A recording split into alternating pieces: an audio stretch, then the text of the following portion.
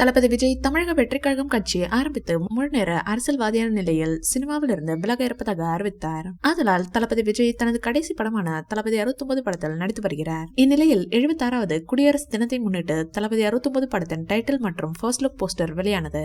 அதன்படி தளபதி 69 படத்திற்கு ஜனநாயகன் என்று டைட்டில் வைக்கப்பட்டுள்ளது. ஏற்கனவே நாளைய திருப்பி என்று டைட்டில் வைக்கப்பட இருப்பதாக தகவல் வெளியானது.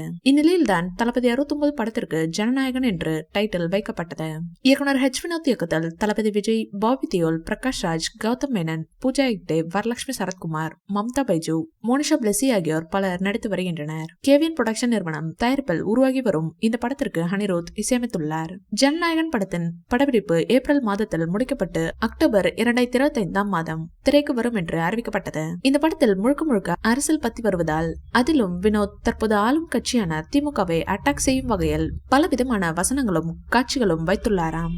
இதனை கேள்விப்பட்ட உதயநிதி ஸ்டாலின் படத்தை முழுவதுமாக நீக்க வேண்டும் என்று நடிகர் சங்கத்துக்கு அழுத்தம் கொடுத்துள்ளார். இதனை பற்றி பேசிய விஷால் வினோத்துக்கு அந்த மாதிரியான காட்சிகளை படத்திலிருந்து நீக்குமாறு கோரிக்கை வைத்துள்ளார். விஷால் இந்நிலையில்தான் வரும் 2026 ஆண்டு சட்டமன்ற தேர்தல் நடைபெற உள்ள நிலையில் வரும் 2026 பொங்கல் அல்லது கோடை விடுமுறையை முன்னிட்டு ஜனநாயகன் படத்தை வெளியிட படக்குழு முடிவு செய்திருப்பதாக கூறப்படுகிறது. முழுக்க முழுக்க அரசியல் கதையை மையப்படுத்தி இந்த படம் உருவாக்கப்பட்டு வருகிறது.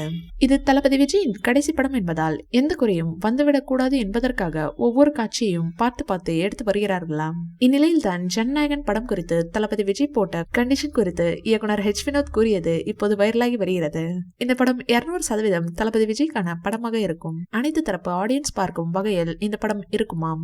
இந்த படம் தொடங்கிய போது இந்த படத்தை எல்லோருமே பார்ப்பார்கள். அரசியல் தலைவர்கள் கூட பார்ப்பார்கள். அதனால் யாரையும் தாக்காத வகையில் படம் இருக்க வேண்டும் என்று கேட்டுக்கொண்டதாக அவர் கூறியிருக்கிறார். இந்த வீடியோ பிடிச்சிருந்தா லைக் பண்ணுங்க, ஷேர் பண்ணுங்க. மேலும் விஜய் சார் பற்றிய தகவல்களுக்கு எங்க சேனலை சப்ஸ்கிரைப் பண்ணுங்க.